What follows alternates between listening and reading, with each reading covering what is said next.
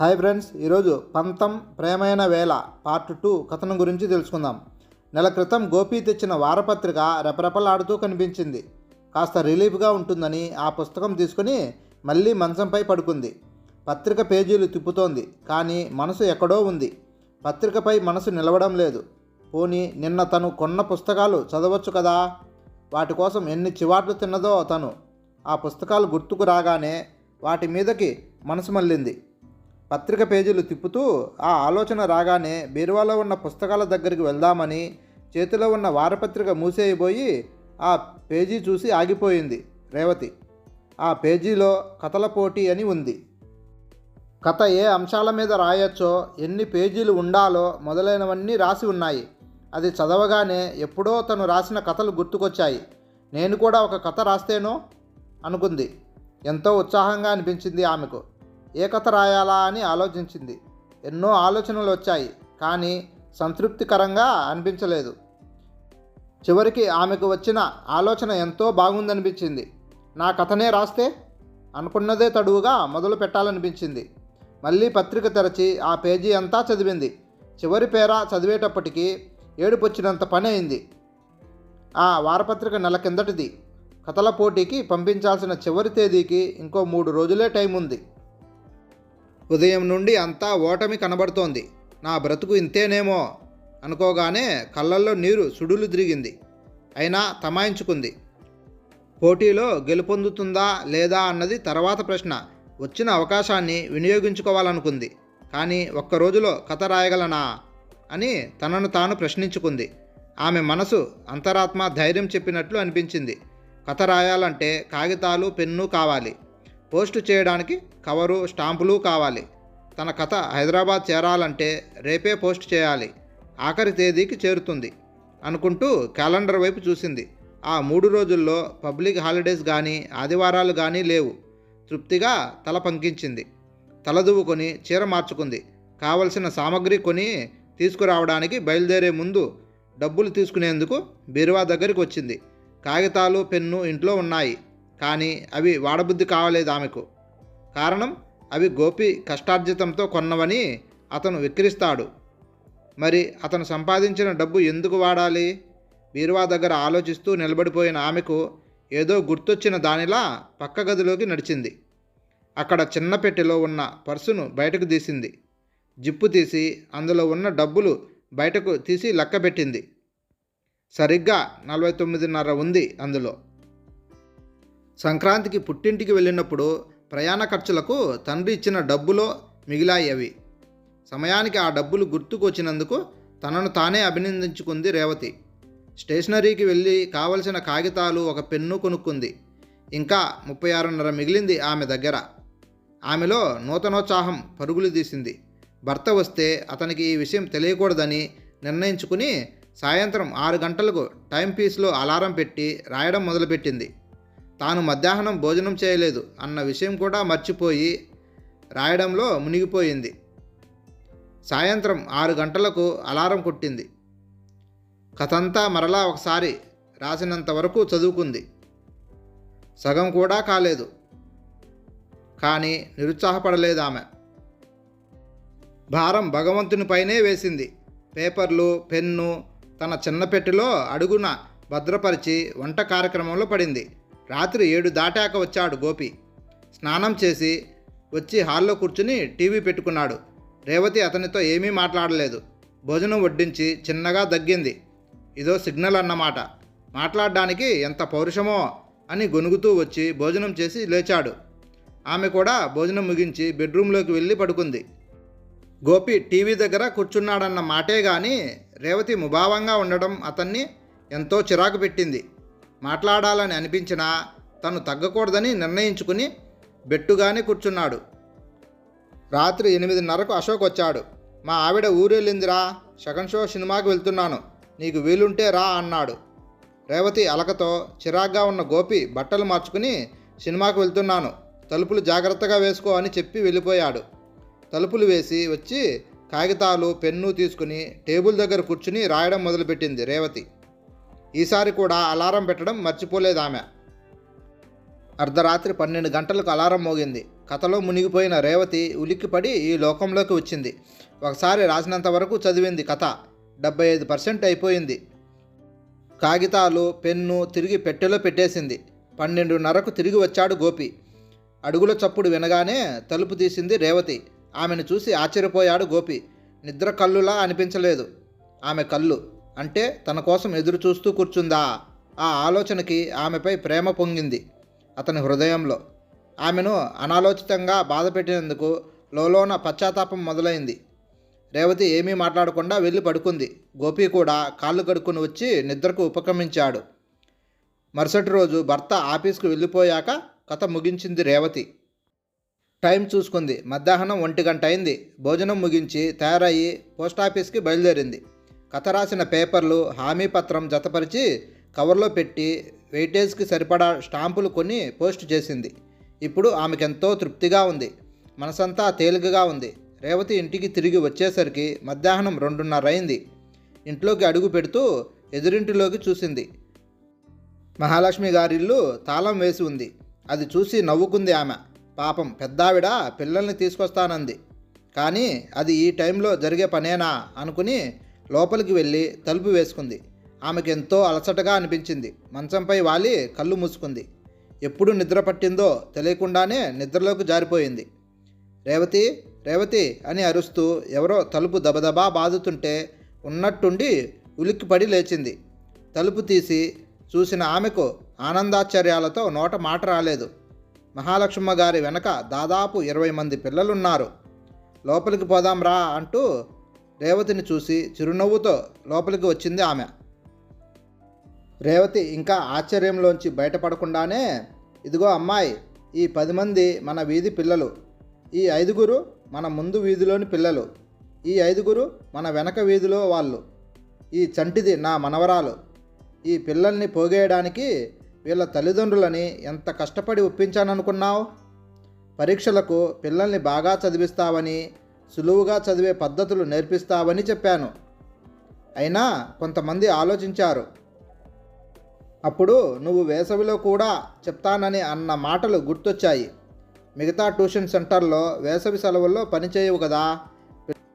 పిల్లల అల్లరితో మీరు విసిగిపోవాల్సిన అవసరం లేకుండా వేసవి సెలవుల్లో కూడా ఆ అమ్మాయి సమ్మర్ స్కూల్ నడిపినట్లు నడుపుతుంది, ఎన్నో విషయాలు నేర్పుతుంది అని ఒప్పించి తీసుకొచ్చాను. మరి వీళ్ళను నీ దగ్గరే ఉండేలా చూసుకోవడం నీ బాధ్యతేనమ్మాయి. ఇదిగో ఇది నా మనవరాలు నవ్య, దీనికి మాత్రం నేను ఫీజు ఇవ్వలేను, ఏమంటావు?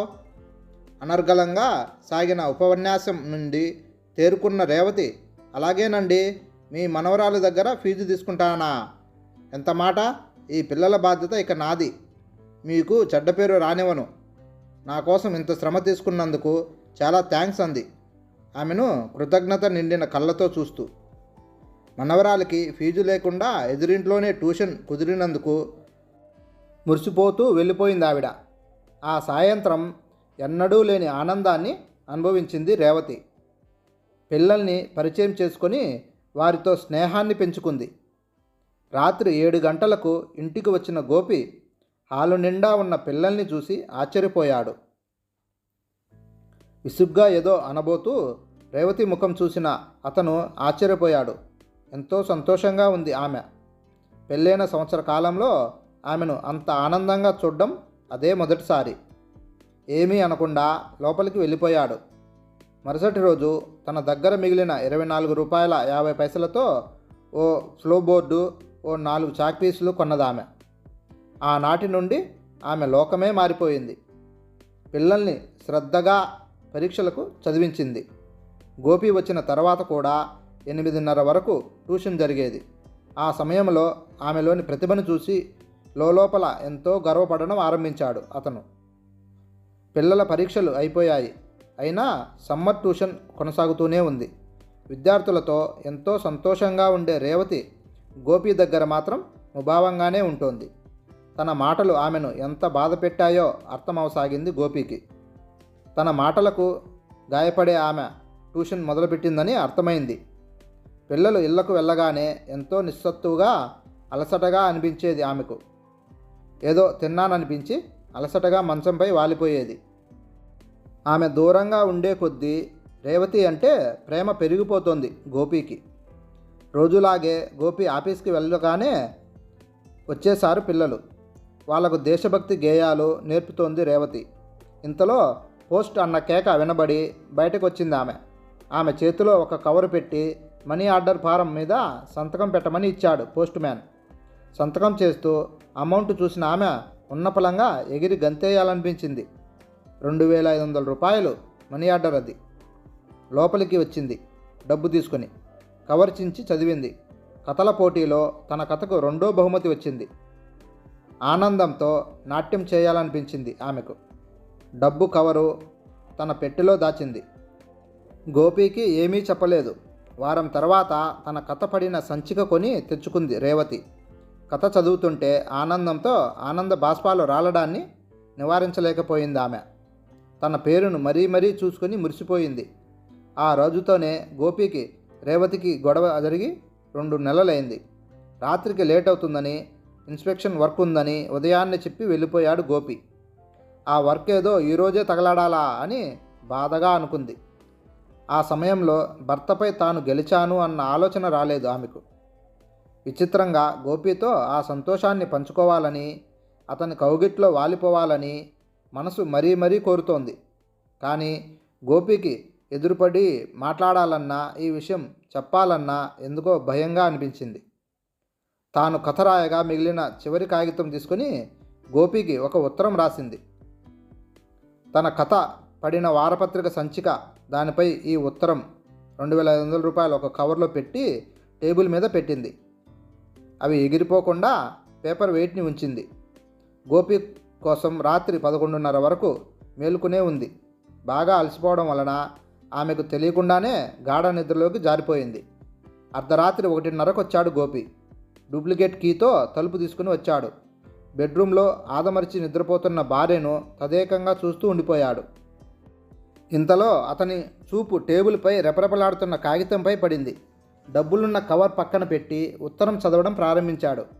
ప్రియమైన మీకు, మీరన్న మాటలకు నా మనసు ఎంతో గాయపడింది. అందుకే అలా ప్రవర్తించాను. ట్యూషన్ పెట్టింది కూడా అందుకే. ఆ విషయం మీకు తెలుసని నాకు తెలుసు. కానీ మీరు వద్దని గొడవ పెట్టి ఉంటే అది వదిలేసేదాన్నేమో. కానీ ఆ విషయంలో నాకు సహకరించినందుకు మీకు నా కృతజ్ఞతలు. ఈరోజు నేను ఎంతో సంతోషంగా ఉన్నాను. మీరు నాతో గొడవ పడినందుకు, నేనేమీ సంపాదించలేనని అన్నందుకు ఉక్రోషంతో నన్ను నేను నిరూపించుకోవాలని కథల పోటీకి ఒక కథ రాసి పంపాను. ఆ పోటీలో నాకు 2వ బహుమతి వచ్చింది. దాని విలువ 2500 రూపాయలు. ఈ గెలుపు నిజంగా నాది కాదు, మీది. ఇంతకన్నా ఏం రాయాలో నాకు పాలుపోవడం లేదు. నేను గెలిచానని చెప్పడానికి ఈ ఉత్తరం రాస్తున్నానని అనుకోవద్దు.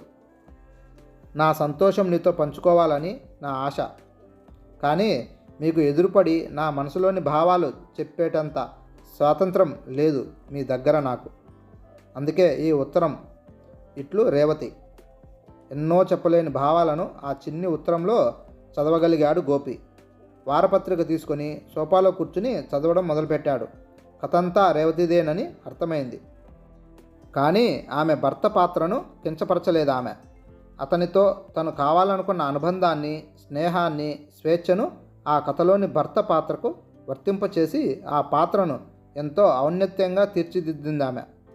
కథ పూర్తి చేసి ఏదో తెలియని భావాల ప్రకంపనల్లో కొట్టుకుపోయాడు గోపి. వారపత్రికను, ఉత్తరాన్ని, కవరును రేవతి ఎలా పెట్టిందో అలాగే యథాస్థానంలో ఉంచి పేపర్ వెయిట్ పెట్టేశాడు. తెల్లవారుజామున లేవడానికి రేవతి పెట్టుకున్న అలారం కట్టేసి ఆమె మంచం దగ్గరికి వచ్చాడు. అమాయకంగా నిద్రపోతున్న భార్యను చూసి ప్రేమతో, మోహంతో పొంగిపోయింది అతని మనసు. ఆమెను ముద్దు పెట్టుకోవాలన్న కోరికను చాలా కష్టపడి కంట్రోల్ చేసుకున్నాడు. ఆమెకు నిద్ర భంగం అవుతుందేమోనని మంచంపై పడుకోకుండా వెళ్ళి సోఫాలో పడుకున్నాడు. తెల్లవారాక లేచి స్నానం చేసి రేవతిని లేపకుండా ఆఫీస్కి వెళ్ళిపోయాడు. ఉదయం 10 గంటలకు ఉలిక్కిపడి లేచింది రేవతి. టైం చూసి అదిరిపడింది. అలారం మోగడం తెలియలేదు. ఆగిపోయిందా అనుకుంటూ టేబుల్పై ఉన్న అలారం పీస్ని చేతిలోకి తీసుకుని చూసింది. అది ఆఫ్ చేసి ఉంది. భర్త కోసం గదులన్నీ చూసింది. నిన్నటి బట్టలు స్టాండ్కి తగిలించున్నాయి. అంటే ఆఫీస్కి వెళ్ళిపోయారా? అయ్యో భోజనం వండలేదే, టిఫిన్ చేయలేదే, పరగడుపునే వెళ్ళిపోయారే అని బాధపడింది. ఒకవేళ మధ్యాహ్నం భోజనానికి వచ్చేస్తారేమో అనుకుని గబగబా స్నానం చేసి వంట కార్యక్రమంలో పడింది. గోపికి ఇష్టమైన పప్పు దోసకాయ, బంగాళాదుంప వేపుడు, పెరుగు పచ్చడి చేసింది. టైం చూసేసరికి మధ్యాహ్నం 12 గంటలైంది. అప్పుడు గుర్తొచ్చింది ఆమెకు ఉత్తరం, వారపత్రికల విషయం. ఒకసారి బెడ్రూమ్లోకి టేబుల్ దగ్గరికి పరుగు పెట్టింది. అవి రాత్రి తాను ఎలా పెట్టిందో అలాగే ఉన్నాయి. నిరుత్సాహం ఆవహించేసింది ఆమెను. వెనుతిరగబోయిన ఆమె కళ్ళను మూసేశాయి వెనక నుండి 2 చేతులు. భర్త స్పర్శను గుర్తుపట్టిన ఆమె ఆనందంతో వెనుతిరిగింది. రేవతిని 2 చేతులతో ఎత్తి గిరగిరా తిప్పేశాడు గోపి. అమ్మో కళ్ళు తిరుగుతున్నాయి అంటూ ఆమె గలగలా నవ్వుతుంటే తృప్తిగా కిందకు దించి ఆమె చేతిలో ఒక కవరు, స్వీట్ ప్యాకెట్టు, పూల కవరు పెట్టాడు. పూల కవర్ తెరిచి చూసిన ఆమె మల్లెపూలను చూసి సిగ్గు మొగ్గే అయింది. స్వీట్స్ ప్యాకెట్ను టేబుల్పై పెట్టి పొడవుగా ఉన్న కవర్ తీసి అందులో నుండి కొన్ని కాగితాలను బయటికి తీసింది ఆమె. తేరిపారా చూసిన ఆమె కళ్ళు ఆశ్చర్యంతో పెద్దవయ్యాయి. తన కళ్ళను తాను నమ్మలేక కలో నిజమో తెలియక భర్త వంక అయోమయంగా చూసింది ఆమె. కథల పోటీలో గెలుపొందినందుకు నా భార్యకు నేను ఇచ్చే కానుక. ఆమె చెవి దగ్గర అతను అన్న మాటలతో వెనుతిరిగి అతన్ని అల్లుకుపోయింది రేవతి. ఆమె చేతిలో డిగ్రీ అడ్మిషన్ పేపర్స్ రెపరెపలాడుతూ నవ్వుతున్నాయి. ఆమెను కౌగిలించుకున్న గోపి, రేవతి నీ ఎడబాటు నాలో ఎంత మార్పును తీసుకొచ్చింది. ఈనాటి నుండి నేను నీకు భర్తనే కాదు మంచి స్నేహితుడిని కూడా, నన్ను నమ్ము అన్నాడు. ఆ మాటలు ఆమె చెవిలో కళ్యాణి రాగాన్ని పలికించాయి. కొంతసేపటికి ఏదో గుర్తొచ్చిన దానిలా అతని నుండి విడిపడింది రేవతి. పిల్లలు వస్తారేమోనండి, తలుపు కూడా వేయలేదు అంది సిగ్గుపడుతూ. నేను ఉదయం బయటకు వెళ్తూ మహాలక్ష్మి గారి మనవరాలితో పిల్లలందరికీ కబురు పెట్టాను. ఈరోజు ట్యూషన్ లేదని, మా క్లాస్ వేరే ఉందని అని చిలిపిగా అంటున్నా అతన్ని మళ్ళీ అల్లికిపోయింది ఆమె. హాయ్ ఫ్రెండ్స్, ఈ కథ మీకు నచ్చినట్లయితే please like and subscribe friends.